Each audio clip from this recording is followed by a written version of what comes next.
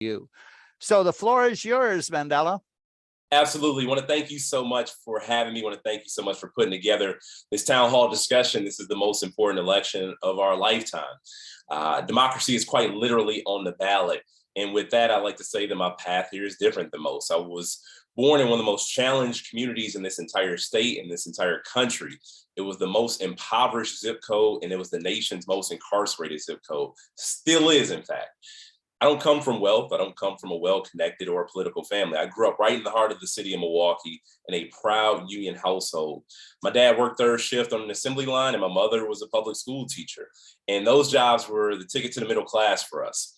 And that's why I spent the last 10 years fighting for working people all across Wisconsin so that everybody can have at least the same opportunities that I did. And this work started before I ever considered running for public office. This is my work as a community organizer. It was my work as a member of the state assembly, and now as your lieutenant governor. And with your support, I will become the next US Senator from the state of Wisconsin. Now, at this moment, we face so many challenges. But while people like Ron Johnson want to take the Scott Walker route or the Donald Trump route and divide us, the thing that he does not understand is that each and every one of us in every community, every county in this state has so much more in common with one another than we will ever have with a self-serving, multimillionaire politician like him. And that's why this race isn't about red or blue. It's not about black or white. It's about who's been at the top and the rest of us who've been left at the bottom. Because if we truly want to change Washington, we are going to have to change the people we send to Washington. We absolutely have to elect people who share our experiences. I'm running for Senate to be a voice for families just like mine all across Wisconsin, in communities all across the state, whether it's in urban centers, whether it's in suburban communities or rural communities. This work is to rebuild the middle class. It's to give everybody a fair shot at the American dream. Now, I have always been driven by the sole belief that better is possible. And I know that each and every one of you believe in that too. That's why you're joining us here today. That's why you organize day in and day out, help get Democrats elected. Now, I'm not here to tell you that it's going to be easy, but I know that when we come together, we have the power to make the American dream an American reality for everybody. Now, this will be a tough campaign. Ron Johnson has $30 million in outside spending to prop him up. But I'm very excited. In the latest Marquette poll, it shows me leading Ron Johnson. It also shows me as the only Democrat leading Ron Johnson with independent voters. The Marquette Law poll showed me as the strongest Democrat to take on Ron Johnson. And that just shows us how possible winning this election will be. Now, it won't be easy at all, but it wasn't easy when we kicked out Scott Walker in 2018. We did that together. We had the highest midterm turnout in the history of this state. And I'm here to tell you that while it won't be easy, with your help, I know that we can do at least what we did in 2018, plus some, because we'll have to. I'm in this race because change is necessary. I'm in this race because this is bigger than Ron Johnson. We all get it, terrible at his job. But the reality is we have to lead with our values. We have to lead with our vision. And I'm hoping to count on your support in this race. We are going to be in for the fight of our lives, but most importantly, the fight for the lives of the next generation. This is about saving our democracy. And I hope to earn your support so we can send Ron Johnson packing, expand the Democratic majority in the US Senate, get rid of the filibuster, and actually get to work for the people. Mandela, we have several questions, some carried over from the our first candidate. But one of the general questions was, there are so many great candidates, and looking at the field, very, very qualified people. We're wondering whether if you do not win the primary, what is your role going to be in the campaign? Are you going to be supportive of other candidates? And does that mean contributing, making donations to the winner, if that's legal, according to election law? What's your role going to be if it doesn't work out the way you want to? Well, I'll tell you, I lost the race 6 years ago, and I stayed active in the campaign, even after I lost, because I think it's important. This race is bigger than me. Just like I said, this isn't necessarily about Ron Johnson. It's about our values and our vision. This is about saving our democracy. It's a fight that I refuse to sit out. One of the questions that showed up here is, what's your strategy? And again, this relates somewhat to our audience here tonight, Southwestern Wisconsin. What is your strategy in attracting rural voters? Well, I'll tell you, this isn't new for me. This isn't my first time showing up to rural communities. I've been in rural communities ever since I was a member of the state assembly. That's how I've been able to build the trust and the credibility that I have. Even when I wasn't in office, serving on boards of organizations like Midwest Environmental Advocates, where we address issues of water quality all across the state of Wisconsin. That's what took me around. And honestly, that's how I was successful in my campaign for Lieutenant Governor 4 years ago. In my primary, I was outspent like 3-1, but I won 71 out of 72 counties. I'm proud to not be a stranger to rural Wisconsin. During my time as Lieutenant Governor, my very first year, I got to all 72 counties for a wide number of reasons. Some of it was our Main Street bounce back work. Some of it was unfortunately storm damage tours. And other reasons included our work to expand rural broadband across the state of Wisconsin, which I'm proud that our administration has made the most significant investments in expansion of rural broadband. And then there are the water quality issues that continue to arise. Now, I'm proud of what we have been doing, and that's before the campaign started. And since we embarked on this race just about a year or just over a year ago now, I'm proud that we are in the middle of our Barns for Barns tour. And this is a tour that has taken us, I see that smirk, James. Yeah, you got it. This tour has taken us all across the state, and we're having roundtable discussions right on the farm. And the people we're talking to aren't just Democrats. These are people who get invited by their neighbors. They show up and they listen. We've had some of the most respectful, engaging, but most importantly, productive conversations that we could ever have.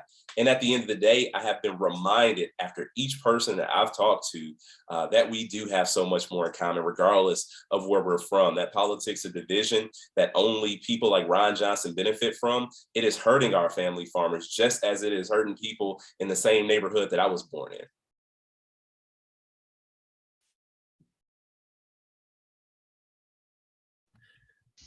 James, you're muted. James, I believe you're muted.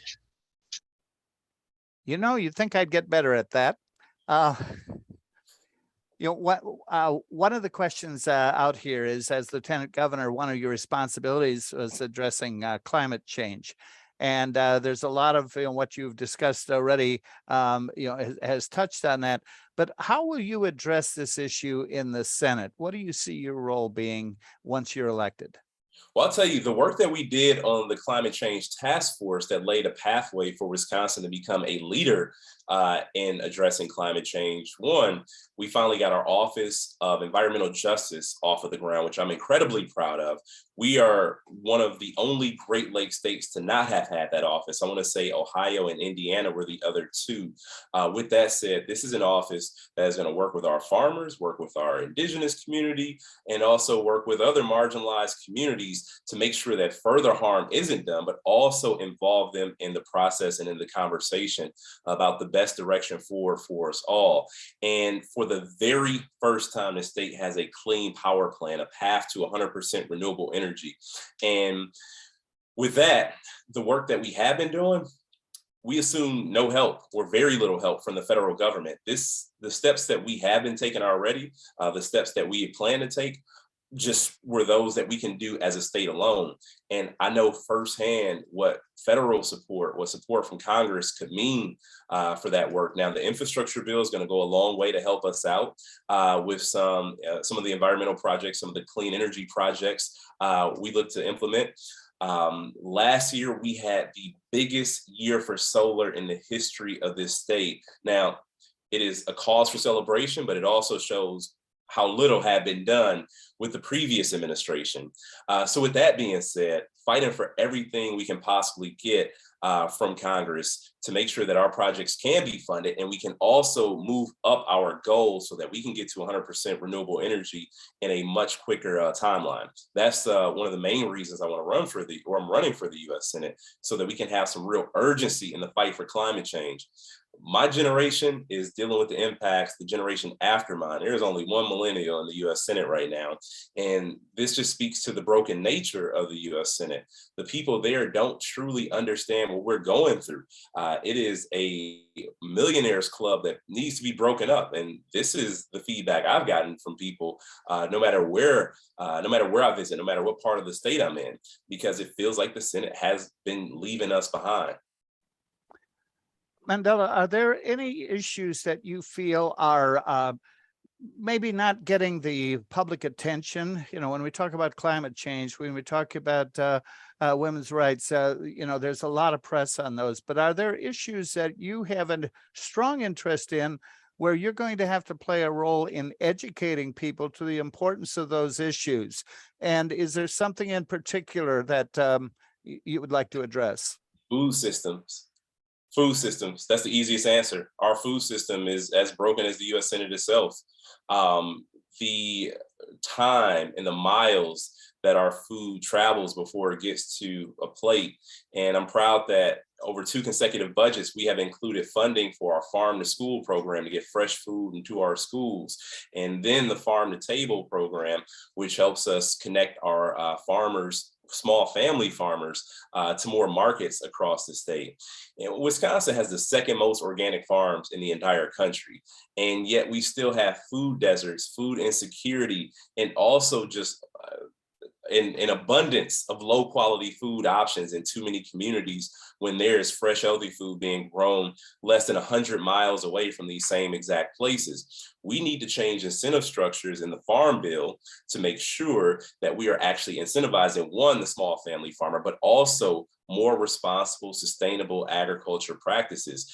The farm bill and the provisions in it have been largely skewed towards big ag and towards the sort of crops that deplete our soil health, that lead to more soil erosion, that actually make the situation worse for our family farmers. And in the face of climate change, when we're having these catastrophic weather events, these 100-year, 500-year storms that seem to be happening more regularly, we need to go all in with the ag department to invest and provide the subsidies and the support that's needed for more regenerative agriculture, for cover crops, to make our farming community more resilient.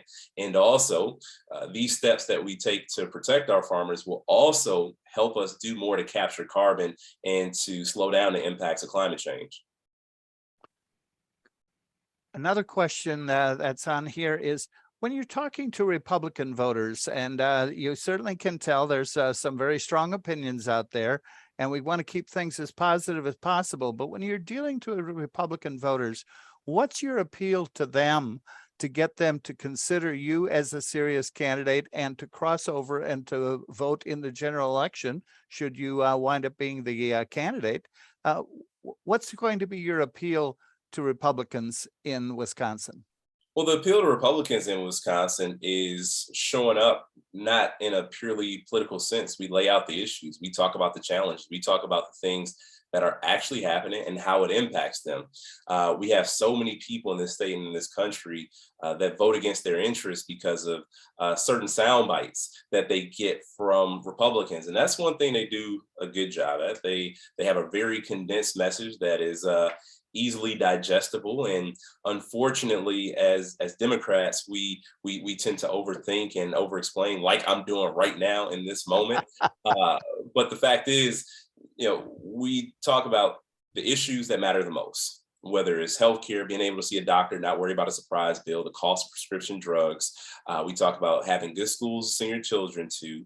And then we also talk about making sure that good jobs are available. These are the essential issues that are chronically ignored because people in rural communities and people in communities like the one I was born in have been denied all three of those.